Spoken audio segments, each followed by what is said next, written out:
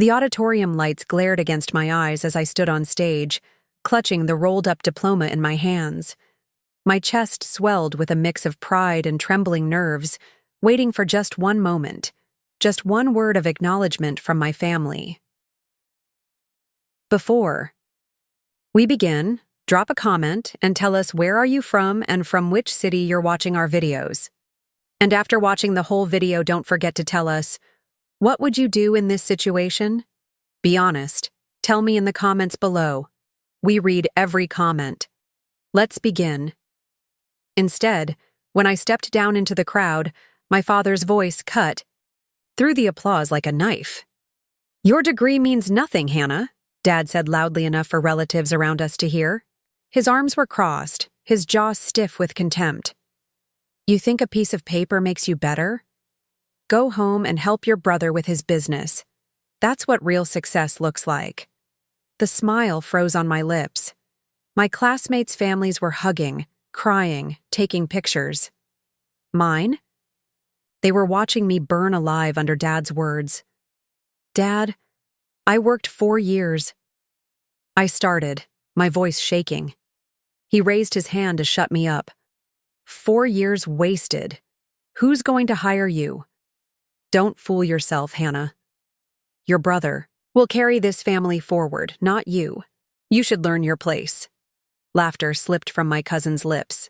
Guess that gown's just for show, she whispered to my aunt. Heat rose up my neck. My fingers clenched so tightly around the diploma that the ribbon almost snapped. Mom didn't defend me. She looked away, pretending to check her phone. My brother, Jason, smirked like he'd already won something. I swallowed hard, holding back the sting in my chest. You don't have to believe in me, I whispered. But don't think I'll crawl behind Jason forever. Dad leaned in, eyes cold. You'll do as I say, and that's final. The world around me blurred, the cheers, the cameras, the families celebrating. I walked out alone, my heels clicking against the polished floor, each step echoing my humiliation. That night in my room, I sat at my desk staring at my diploma. My hands trembled as I traced the letters of my name. It should have been my proudest day. Instead, it was poisoned. But the story didn't end there. Because the next morning, a black SUV pulled up in front of our house. The sound of its engine made everyone peek through the blinds, and when the door opened, my grandfather, Edward Carter, the man my father hadn't spoken to in years, stepped out holding a polished wooden box. The air shifted instantly. What the hell is he doing here? Dad muttered, his face paling. Grandpa didn't even look at him. His eyes locked straight onto me. Hannah, he said in a firm, clear voice that carried through the morning air. I have something for you. And when he lifted the lid, my entire family froze. The morning air felt razor sharp, every second stretching as my grandfather, Edward Carter, stood in our driveway with that polished wooden box in his hands. His presence alone carried weight. Broad shoulders despite his age, silver hair neatly combed back, a stern look that made my father visibly uncomfortable. Hannah, he repeated, his voice steady, eyes narrowing at my pale face. This belongs to you. He opened the box. Inside lay a set of keys resting on a thick envelope sealed with red wax. The shine of the metal caught the sun, reflecting directly into my father's squinting eyes. Jason was the first to break the silence. What's this, Grandpa? He asked, feigning curiosity, but his smirk faltered when Grandpa snapped back. Not for you, boy, Grandpa said, his tone sharp as steel. This is Hannah's. My father's jaw tightened. Dad, whatever stunt you're pulling, stop. She doesn't need… Stunt? Grandpa's eyes flared, his voice suddenly thunderous. Yesterday I heard how you humiliated her, on her graduation day of all days. You told her that her degree meant nothing? His words cracked like a whip. Neighbors paused on their morning walks, glancing toward our house. Mom tugged Dad's sleeve, hissing, Lower your voice. people are watching. Dad's face reddened. She needs to learn reality. Jason is the one with a future. Enough! Grandpa's voice silenced him instantly. His gaze shifted back to me, softening just a little. Hannah, open the envelope. My hands shook as I broke the wax seal. Inside were crisp documents, property, papers.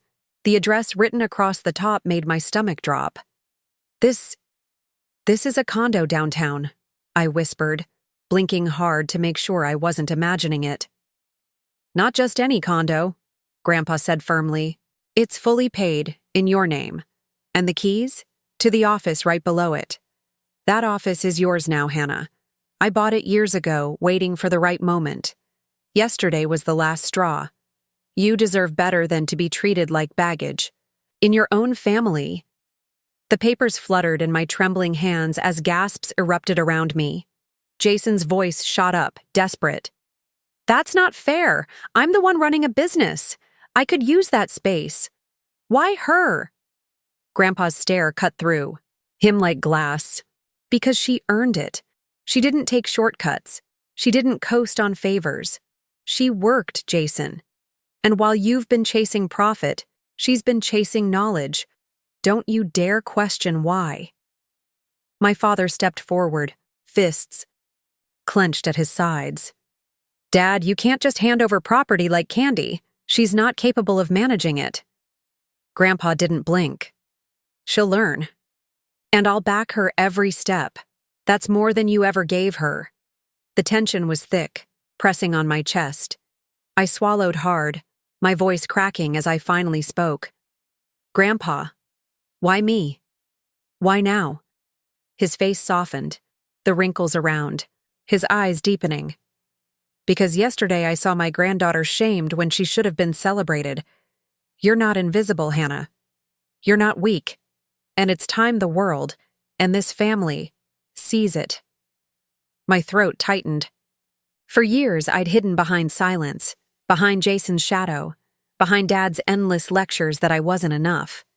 And now, here stood my grandfather, pushing me into the light.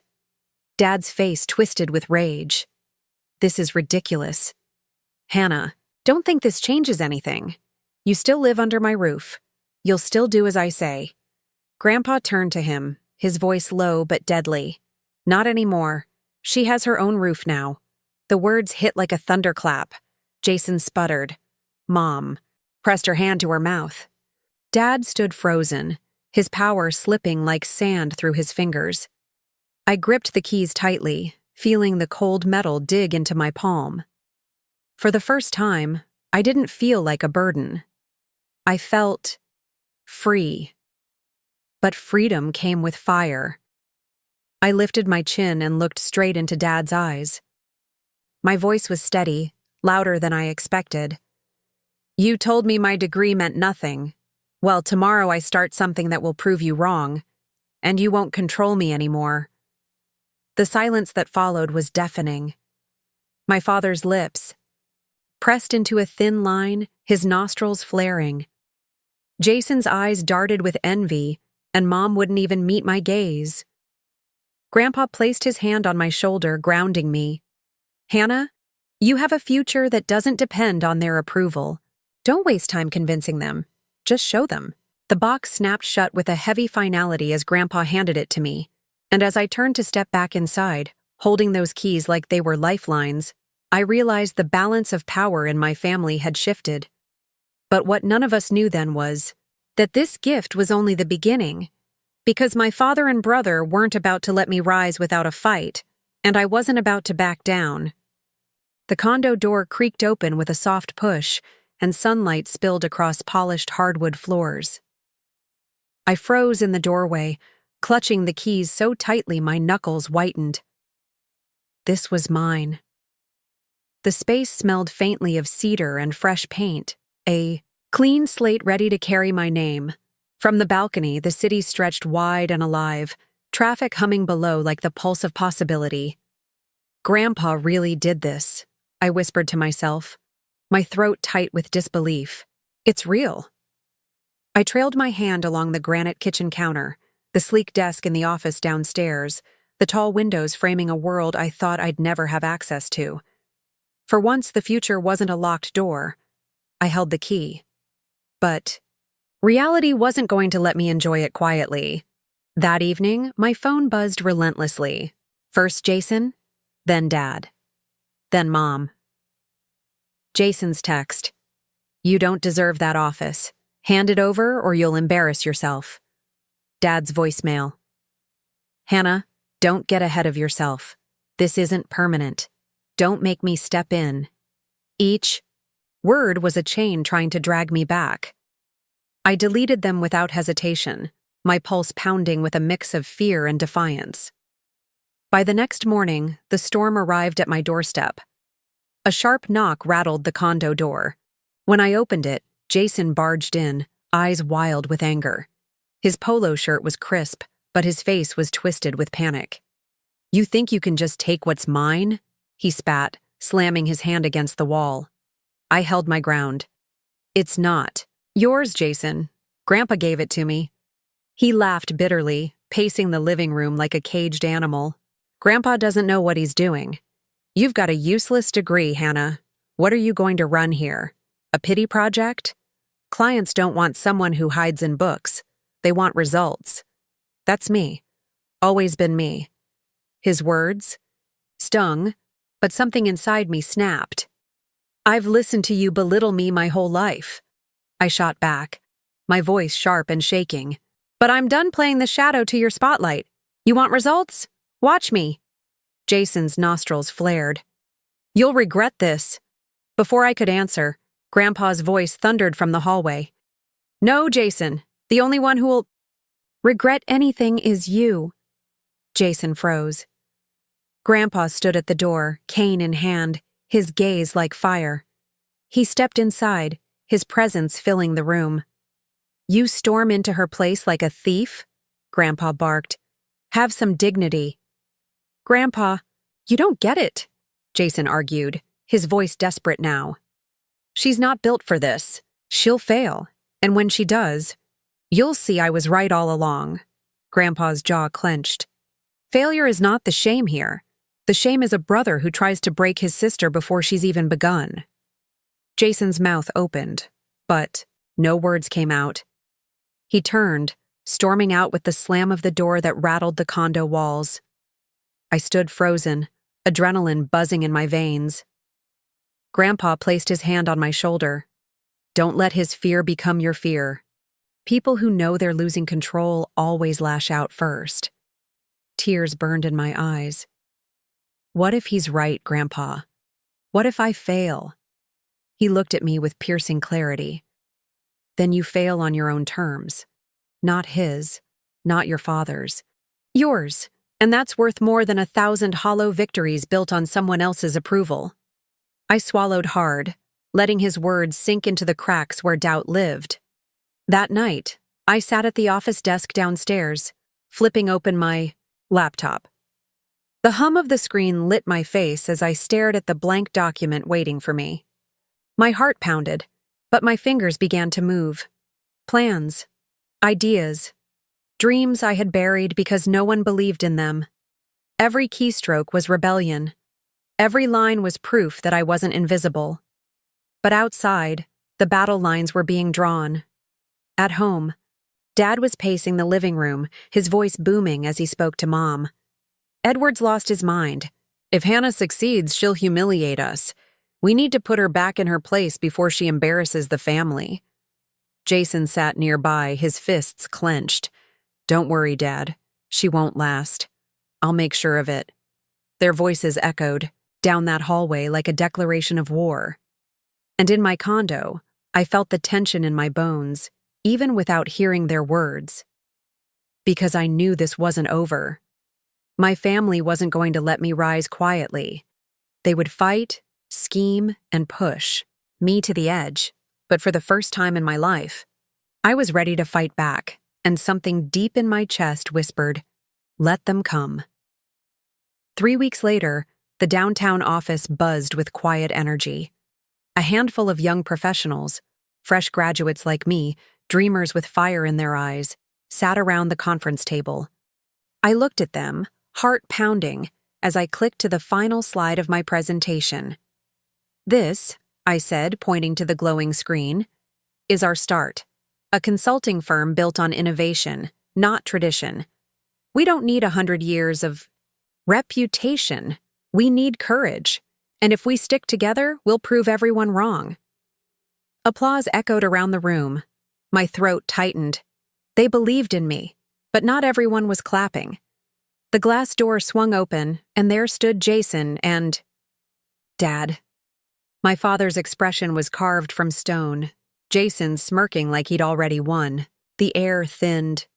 "Impressive," Dad said, his voice dripping with sarcasm. "But let's not pretend, Hannah. This is a playhouse. Nothing more." Jason leaned against the doorframe, arms crossed. "You're embarrassing yourself. Pack it. Up before the whole city laughs at you." The team glanced nervously at me. Heat rose in my chest, my hands trembling at my sides. I could crumble. I could let their words cut me down again, but I didn't. I stood taller, locking eyes with them. "You came all this way just to insult me? Looks like I'm not the one wasting time." The smirk slipped from Jason's lips. Dad's face darkened. "Watch your mouth." Before I could answer, the conference door opened again. This time, Grandpa walked in. His cane clicked against the floor, his presence commanding silence. He looked straight at my father. "Enough. Richard, you've spent years crushing her spirit. No more." Dad scoffed. "She's not ready." "She's more ready than you ever were." Grandpa cut in, voice sharp. He turned to my team. "Do you know why I gave Hannah this office? Because she's the only one in this family with the courage to build something of her own. You young people follow her, not because she's my granddaughter, but because she's earned your trust." My chest burned with emotion. Grandpa wasn't just defending me. He was handing me the authority my father had always denied. Jason shook his head, his voice rising. "This is a joke. I've built a company already. I'm the one with experience." Grandpa's gaze snapped to him. "Experience doesn't make a man if arrogance rots it from the inside." Jason's face reddened. He turned on me, pointing a finger. "You'll regret this, Hannah. You'll fall flat on your face, and when you do, don't come crawling back." The words echoed sharp and cruel, but they didn't pierce me anymore. I looked him dead in the eye. My voice came out steady, stronger than I imagined. "Jason, I won't crawl anywhere. Not back to you, not back to Dad. I'll stand on my own feet, and when I rise, you'll have no choice but to watch." Gasps rippled around the room. My team's eyes lit with respect. Grandpa's lips curved in the faintest smile. For the first time in my life, I felt untouchable. Dad grabbed Jason's arm, his voice low and strained. "Let's go." They stormed out, their footsteps sharp against the floor, but they couldn't take back what had just happened. The power had shifted. I turned to my team, my hands finally steady. Where were we? Oh, right, building the future. They laughed, clapped, and leaned in with renewed energy. And as I glanced at Grandpa, standing tall with pride in his eyes, I knew the truth. I wasn't the forgotten daughter anymore. I was Hannah Carter, leader, graduate, fighter, and this was just the beginning.